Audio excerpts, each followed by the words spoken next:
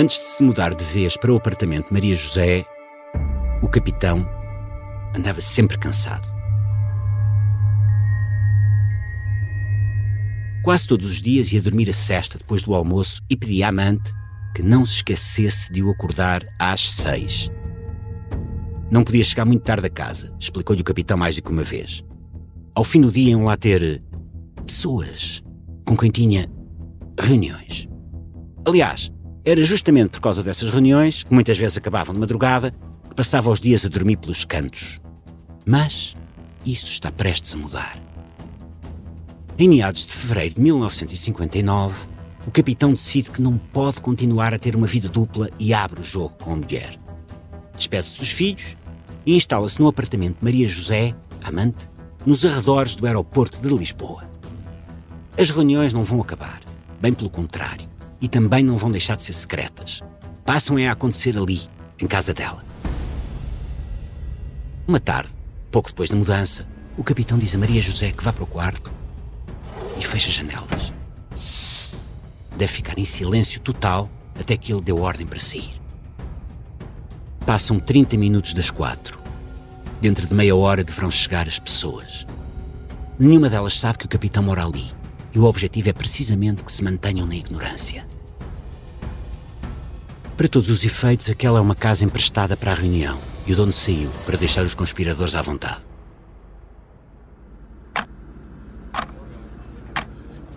As horas passam e do outro lado da porta do quarto Maria José ouve discussões que não compreende. Já são 9:30 da noite quando finalmente sente as cadeiras a arrastar e a porta da rua a bater. Sai do quarto e tenta que o capitão lhe conte o que acabou de se passar. Mas ele recusa revelar o segredo. Hão de passar ainda 2 semanas até que tudo faça sentido. Um dia o capitão conta-lhe que vai participar num movimento militar. Pede que seja corajosa e que trate de abastecer a despensa, para não ter de sair à rua até a situação acalmar. Há um golpe em curso e os últimos preparativos foram feitos ali mesmo, na sala de estar. Se tudo correr bem, em apenas 48 horas, o regime de Salazar chegará ao fim.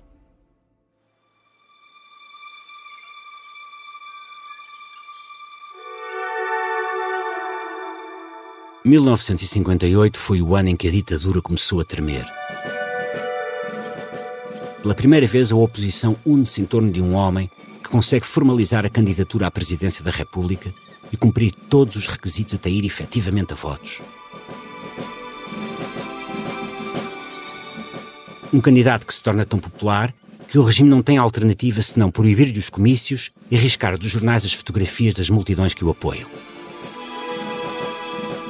Um candidato que não tenta sequer esconder que, se for eleito, uma das primeiras coisas que faz é demitir Salazar, obviamente. Claro, quando as eleições acontecem em junho, acontece também o esperado. O candidato apoiado pelo regime é declarado vencedor. E todos percebem também, naquele momento, que a ditadura só poderá cair pela força. Nos meses que seguem a estas eleições, Salazar vai ter que sobreviver a 2 conspirações. Uma ficou para a história com o nome Golpe da Sé. A outra foi esquecida e chamou-se Operação Papagaio. A primeira mobilizou vários nomes conhecidos da oposição ao Estado Novo. A segunda foi orquestrada por Henrique Carvalho, conhecido como o Gavroche, e contou com a ajuda de artistas surrealistas. Pouco experimentados em revoluções, mas com muita vontade de virar tudo do avesso.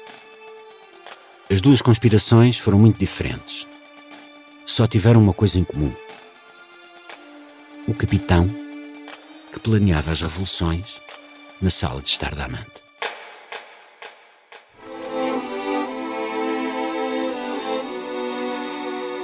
Esta é a Operação Papagaio, uma série para ouvir em 6 episódios que faz parte dos Podcast Plus do Observador. É narrada por mim, Miguel Guilherme, com banda sonora original de Rita Red Shoes.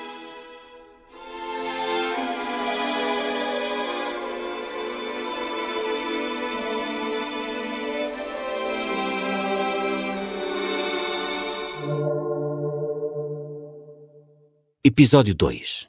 O plano mais louco de sempre. Esta é uma história real. e é o conhecimento da história que guia a Onda em direção a um futuro melhor. Nesta viagem, os Podcast Plus do Observador têm o apoio da Onda Automóveis. Vamos continuar este percurso juntos, porque a Onda tem muito para contar, mas também tem muita vontade de ouvir.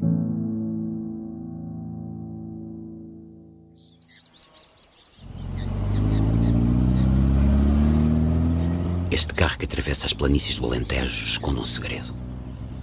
Mas entre as milhares de coisas possíveis, há uma que talvez nunca imaginassem que vai lá dentro.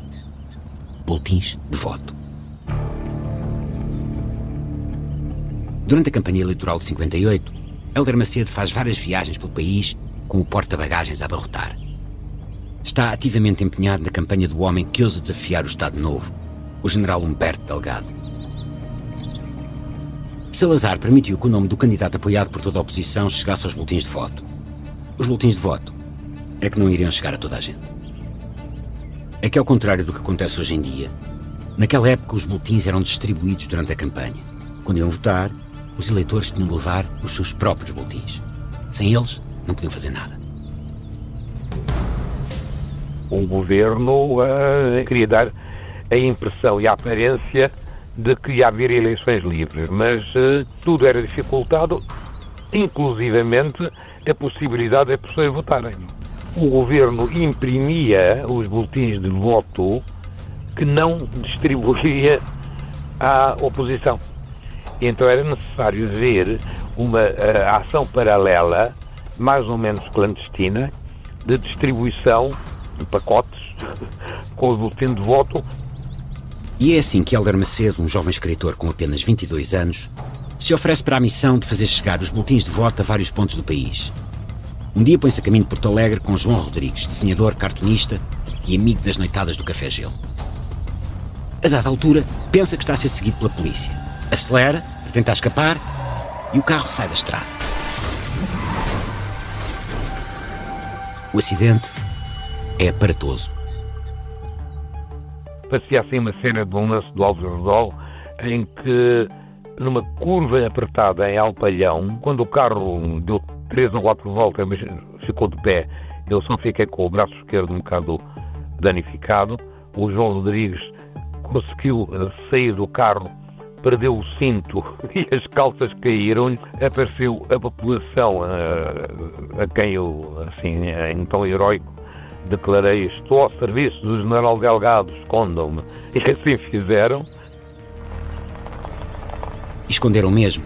Nesse dia, hão de entrar em Porto Alegre no outro lado de um trator. Eles e centenas de boletins de voto, essenciais às eleições.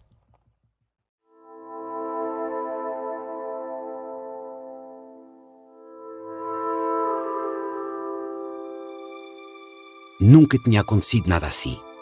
Até a oposição se unir em torno do general Humberto Delgado, nenhum candidato tinha conseguido efetivamente disputar a presidência. Em teoria, explica o investigador Nuno Estevão Ferreira, não havia nada que impedisse as candidaturas da oposição, mas na prática as dificuldades eram tantas que chegar às urnas era quase impossível. Nenhum consegue formalizar a candidatura, porque havia muitos entraves burocráticos, muitos entraves administrativos, tinha de existir uma série de validações que não era fácil conseguir. Todo o tipo de cédulas e de atestados, passaportes, etc. Atestados de bom comportamento político e de sem prisões, sem detenções, portanto com uma ficha limpa perante o regime, o que não era fácil. Mas Humberto Delgado é diferente. Não vem sequer da habitual oposição do Partido Comunista Português, vem do interior do próprio regime. O general participou no golpe de 28 de maio de 1926 que instaurou a ditadura militar. Foi um fervoroso entusiasta do Estado Novo, um dos primeiros dirigentes da Legião Portuguesa e o chefe da missão militar do país junto da NATO. À data das eleições, é diretor-geral da Aviação Civil e, menos de um ano antes, tinha sido condecorado com a Grão Cruz da Ordem Militar da Viz. Era impossível impedi-lo de se candidatar. Humberto Delgado também, desse ponto de vista, foi, como meritório, porque tinham passado impoluto perante o regime. E, portanto, podia candidatar-se à vontade. Portanto, não era fácil explicar que um representante de Portugal junto da NATO não pudesse ser candidato. Era inconcebível. A ousadia valeu-lhe um nome que iria ficar para a história. General Sem Medo. Salazar não podia permitir que o general ganhasse aquelas eleições. E Humberto Delgado acabaria mesmo por ser derrotado pelo candidato do regime, o almirante Américo Tomás.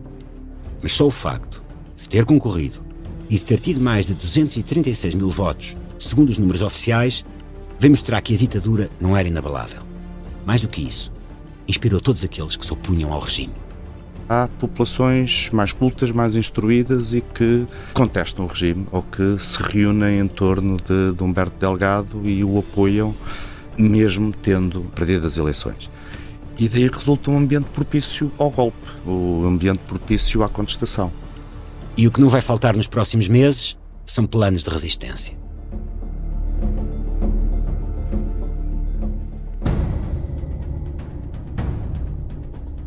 O que o tramou foi ter carta de condução. E não apenas por causa do acidente quando ia a caminho de Porto Alegre para levar os boletins de voto. Já depois das eleições, Hélder Macedo participa em várias reuniões clandestinas. Cruza-se com pessoas que já conhecia bem das tertúlias noturnas do Café Gelo. Um dia até é surpreendido pela presença de um amigo que desconhecia andar por aqueles meios, o poeta Herberto Helder. E nessas reuniões conhece também um jovem aspirante a oficial médico do Exército que dentro em pouco iria ser conhecido em todo o país. João Jacques Marques Valente. Um tipo perigosíssimo porque era totalmente irresponsável, não é? Se não fosse tão louco, seria carismático, mas ultrapassava um bocado as fronteiras, mesmo para pessoas como nós, que estávamos um bocado dispostos a tudo, ia longe demais, não é? Até que surge o dia em que o próprio Hélder Macedo é chamado a integrar um outro golpe que está a ser preparado contra o regime. Acontece em 1958, uns meses antes do golpe da Sé e da Operação Papagaio. A ação junta militares e grupos de civis armados e tem vários alvos. Iria haver uma participação de civis com a incumbência específica de lidar com a Legião Portuguesa. Bom, então iria haver armas que estariam na Floresta de Monsanto para nós irmos buscar as armas às 5 da manhã ou coisa que valha e estarmos prontos para qualquer ação com a missão específica de lidar com a Legião Portuguesa. A missão é fazer primeiro a recolha das armas e avançar para a ocupação da sede da Legião Portuguesa, a Milícia Civil de Defesa do Estado Novo. Mas para isso é preciso um carro e alguém que saiba conduzir. E o único com carta de condução é Hélder Macedo.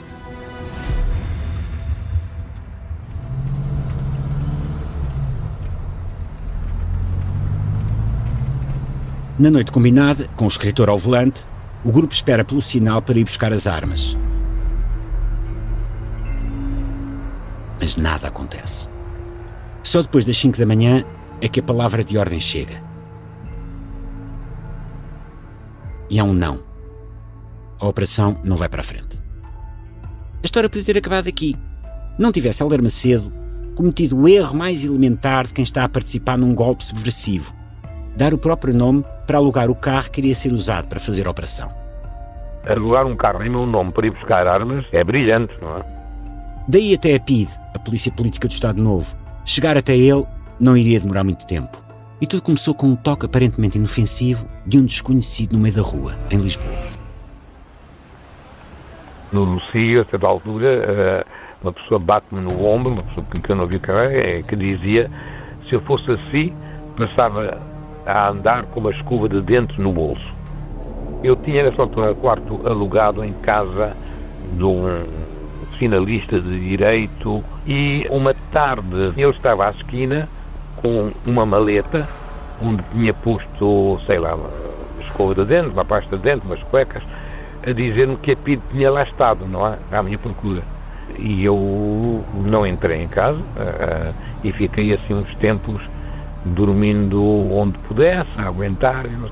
Durante uns tempos dormi, no Texas Bar, por exemplo, mas depois fui mudando de quarto para quarto, não me fixei durante mais do que 2, 3 semanas em cada um dos sítios. Não? E depois, a essa altura, achei que era a altura de sair. E saí.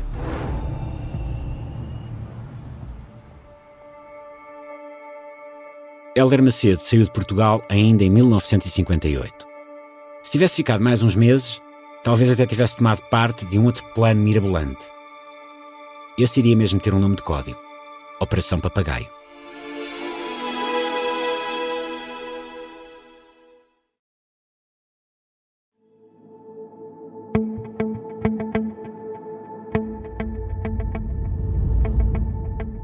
No dia das eleições, Gavroche nem sequer foi votar. Depois de regressar de Paris, quando conheceu a mulher Cátia, uma finlandesa alta e de olhos verdes, ainda participou numa reunião para decidir qual o melhor candidato da oposição. No debate que decorreu na sede da revista Seara Nova, estava em jogo a escolha do candidato que os intelectuais iriam apoiar. Mas Gavroche fica desiludido com o ambiente que encontra. Acha os discursos ocos e despropositados. Sente-se cada vez mais distante de politiquices. E pensa que o caminho não pode ser esse. Decide ali mesmo nunca mais voltar a perder tempo com coisas daquelas. Mas não é por isso que vai ficar sem fazer nada. E as notícias que chegam do outro lado do mundo dão-lhe uma ideia do que há a fazer.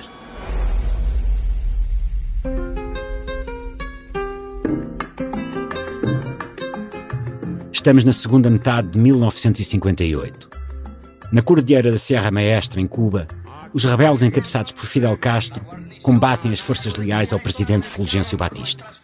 Os revolucionários estão finalmente a vencer. Se a las 6 da tarde del dia de hoje não há depuesto as armas, nuestras tropas avançarão sobre a cidade e tomarão por assalto as posições inimigas. Gavroche acredita que pode fazer a mesma coisa em Portugal. Sozinho começa a arquitetar planos de rebelião.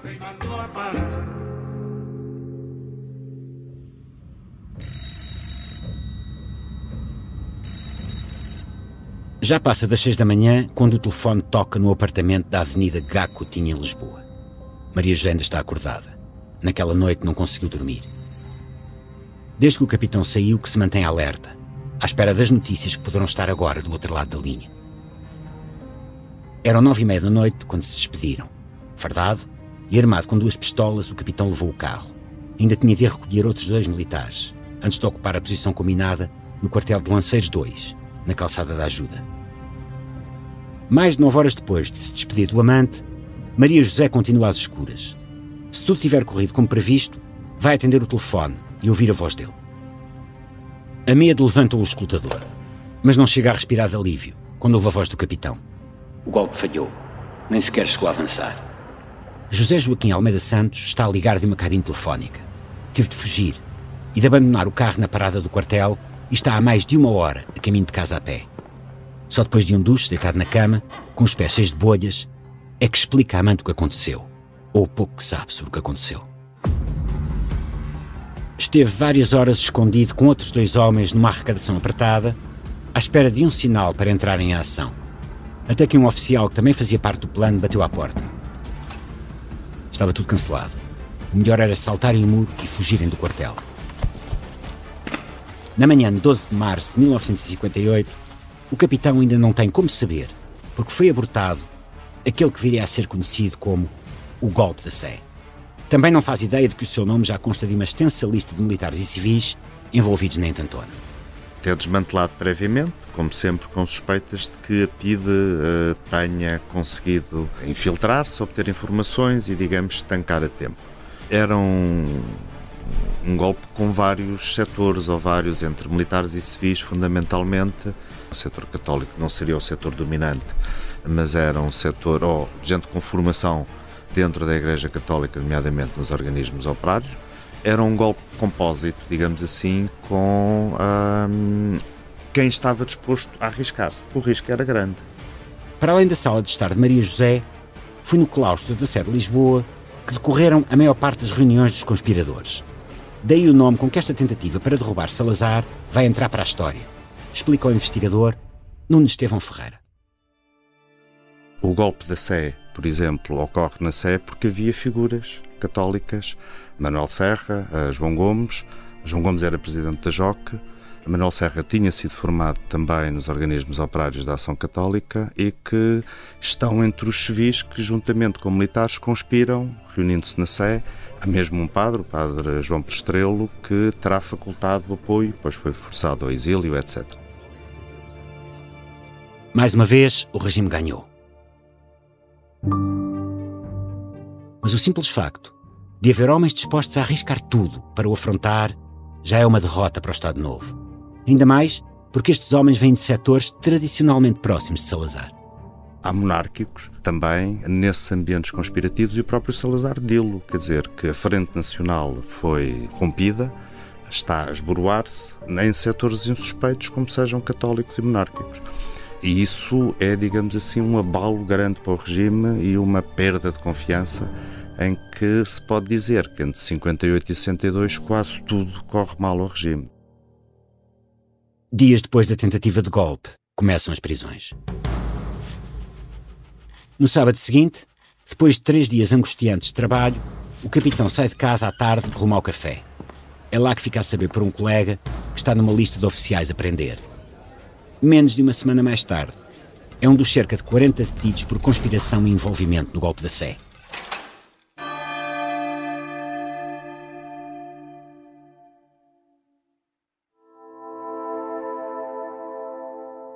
Gavroche fez uma promessa à Cátia que sabe que não pode cumprir.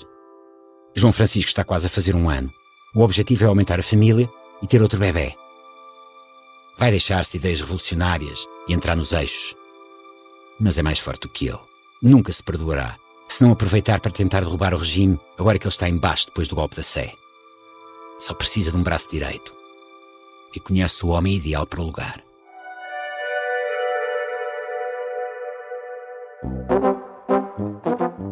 Lembras da história da sardinha? Para abrir a porta? Era esse. É essa a história. Era essa pessoa. Bárbara Airola foi o segundo bebé que Cátia e Gavroche decidiram ter. Mais de 60 anos depois, com o irmão e a cunhada, recorda as histórias que descontaram e encaixa as peças do puzzle. Foram lá para as noitadas de bebedeiras e que deixaram o amigo em casa, ele vivia em casa da mãe, se eu não me engano, e que a mãe encontrou a chorar à porta de casa porque não conseguia abrir a porta com uma sardinha na mão. Não era a chave, era uma sardinha na mão. Então era um gozo que eles faziam com ele porque ele queria abrir a porta com a sardinha. Porque acho que já foi de manhã e tinham passado pelo sítio onde vendem o peixe e que ele tinha pegado numa sardinha crua, né? E estava com a sardinha no bolso. Alguém tinha-lhe posto a sardinha no bolso, foi uma coisa assim desse tipo. É com António José Forte, poeta surrealista, favorito de Mário Cesarini, e o homem eternamente gozado por ter tentado abrir a porta de casa com uma sardinha, que Gavroche cria as milícias de ação popular. O objetivo é juntar um grupo de operacionais para fazer ações subversivas e afrontar o regime. Nesta altura, a ideia ainda não tinha surgido, muito menos tinha um nome. Mas são eles que, meses depois, vão desenhar o plano mais louco de sempre para derrubar Salazar, a Operação Papagaio. Entre copos e cigarros no Café Royal no Caixo Sodré, Gavroche e Forte decidem que é preciso arranjar mais gente e dar-lhes treino militar. E é aí que se lembram de um homem que o poeta conheceu quando esteve preso em Caxias, Artílio Batista.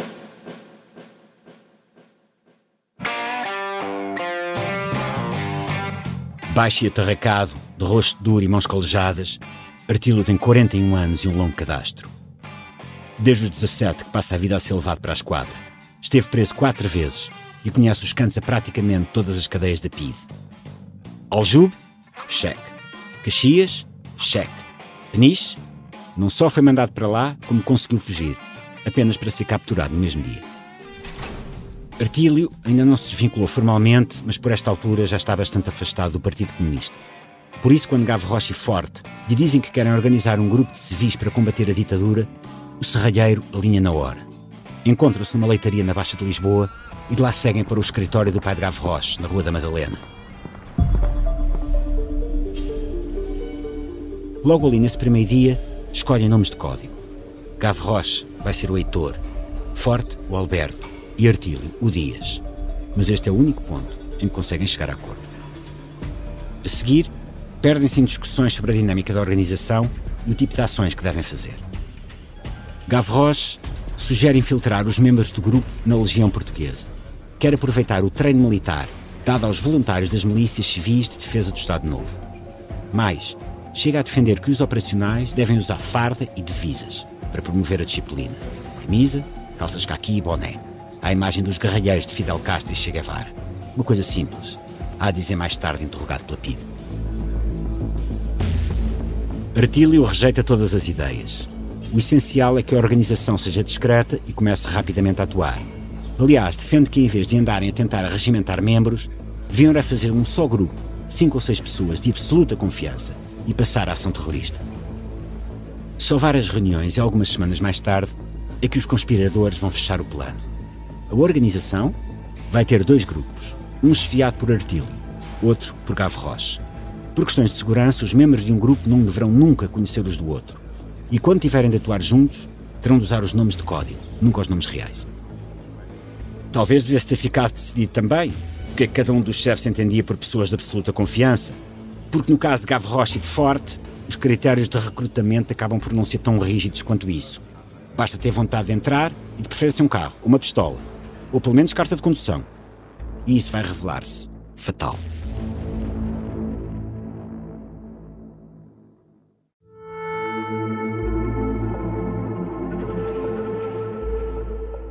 É preciso dinheiro para a organização começar a funcionar. Artílio diz que bastam uns quantos assaltos a bancos e o problema fica resolvido. Mas desta vez é Gavroche que está contra. Por muito que possam ser uma solução rápida e fácil, os assaltos têm tudo para manchar a imagem do movimento ainda antes de começar. O que é preciso é fazer uma recolha de fundos junto de apoiantes da causa antifascista. Ele sabe a que porta bater. José Bruno da Silveira é dentista. Tem consultório em Lisboa e casa na Parede, onde Gavroche também mora.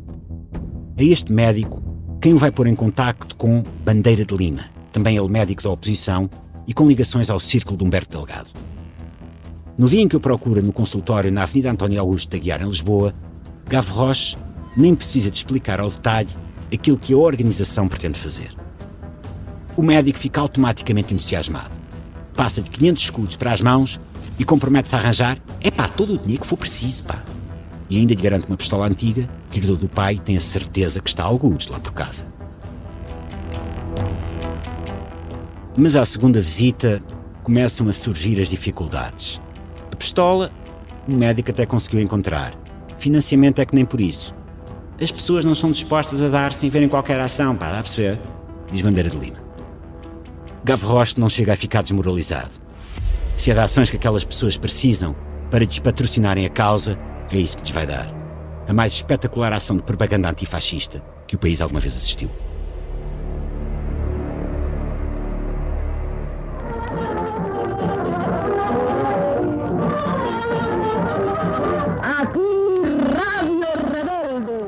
É através da rádio que os revolucionários cubanos chegam às pessoas. Só assim o povo pode estar a par dos combates que se travam nas montanhas e dos avanços da guerrilha. E só assim os guerrilheiros podem chamar o povo a agir.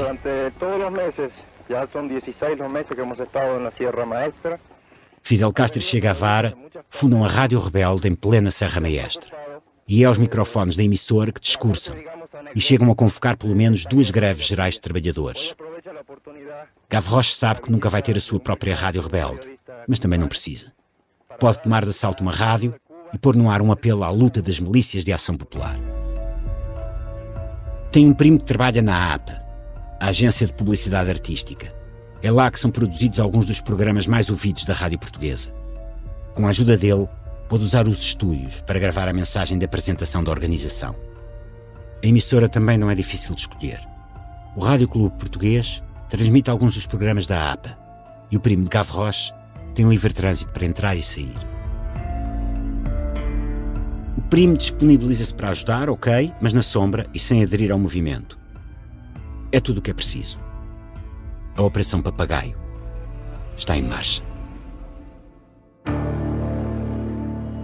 Estamos em julho de 1959. Sempre que o primo tem de ir às instalações do Rádio Clube Português, Gavroche vai ter com ele. Aparentemente estão apenas a conversar, mas na verdade ele está a tirar notas sobre a disposição dos estúdios e as rotinas dos funcionários. As visitas nem sequer são suspeitas. A rádio fica numa rua sossegada da parede, junto à casa onde Gavroche mora com Cátia e o filho. Aos poucos, vai desenhando um mapa das instalações, cada vez mais vazias de pessoas. A mudança para Lisboa, para o número 24 da rua Sampaio Pina, está em curso. E ali na parede já só restam praticamente os estúdios. Melhor era impossível. Mas para executar o plano, são precisos mais operacionais. Primeiro forte chama António Barão, um jornalista da agência de notícias ANI, que tem a particularidade de ter uma pistola legalizada e que recebe o nome de código Salgado. A seguir, o próprio Barão recruta José de Andrade Santos, um antigo colega da ANI, que se distingue por ser detentor de um bem ainda mais raro e igualmente necessário ao plano: carta de condução. Apesar de já ser conhecido por uma alcunha, o pifarista, o repórter ganha outra e passa a responder por Ernesto. O pintor e ilustrador Benjamin Marques e o poeta Manuel de Castro também dizem sim aos companheiros do grupo do Café Gelo e se explicam o plano.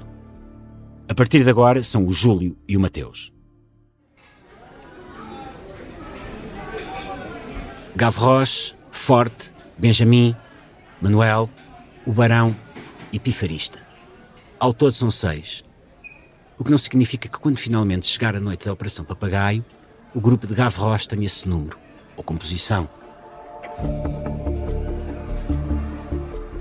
As reuniões sucedem-se. O Costa, um dos membros do grupo de Artílio, chega a propor lavrar em ata todos os encontros da organização secreta, com o argumento de que estão ali a fazer história. Gavroche diz que nem pensar. Seria estúpido estar a deixar pistas que os pudessem incriminar mais tarde. Até que chega o dia, num desses encontros, em que o serralheiro Artílio Batista larga a bomba. Tem de suspender tudo imediatamente. Há uma novidade que pode mudar por completo o rumo da operação.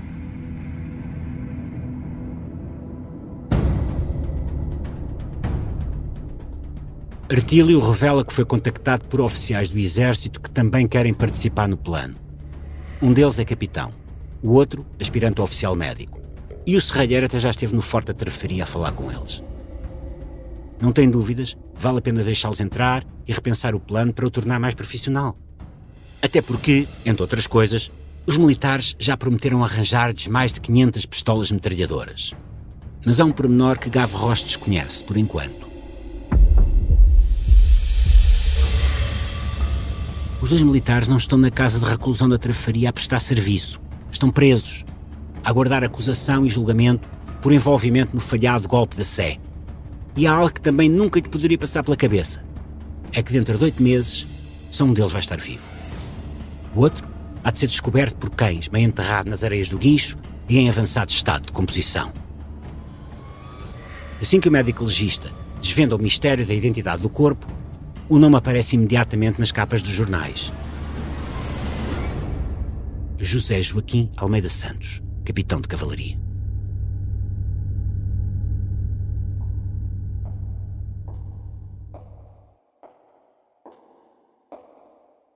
Um dia, uma mulher misteriosa, loira, de cabelo oxigenado, procura Gavroche no trabalho. No meio do corrupio de homens atarefados no armazém de perfumes do pai, na rua de São Cristóvão, a mulher encontra-o facilmente, sem precisar de trocar uma única palavra com mais ninguém. Nunca o tinha visto antes, mas já sabia que o homem que tinha que procurar ia ter um sinal específico no rosto. Reconhece-o pelo penso, que traz colado no queixo há vários dias, a esconder uma borbulha que infectou. A loira aproxima-se e diz a senha que tinha sido combinada. Vem da parte da sua tia Júlia. A partir desse momento, o plano da Operação Papagaio ganha outra dimensão. E Gavroche, sem o saber, começa a trilhar o caminho que o vai deixar desesperado, à beira do precipício, a tentar fazer desaparecer armas no mar. Claro que não existe uma tia Júlia. É só uma frase de código. A loira vem da parte de um homem. O mesmo homem que, dentro de meses, vai ser encontrado morto na praia do Guincho. Mas essa é uma história para o próximo episódio.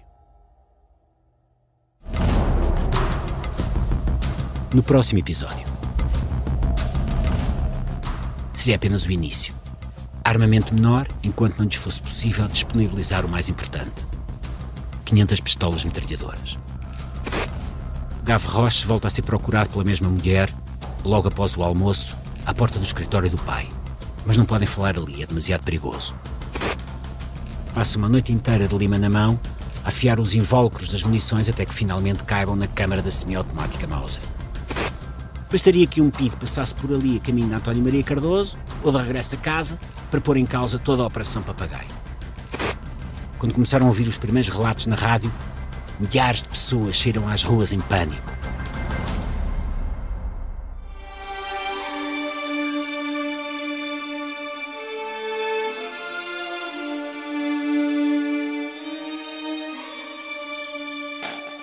Operação Papagaio é uma série para ouvir em 6 episódios que faz parte dos Podcast Plus do Observador.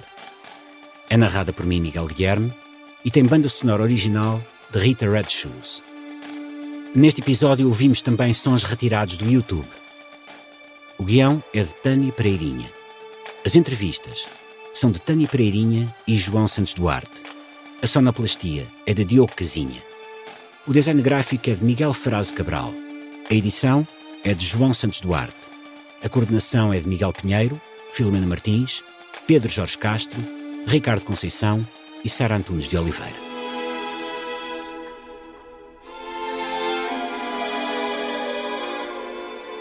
Podcast Plus do Observador. É mais do que um podcast.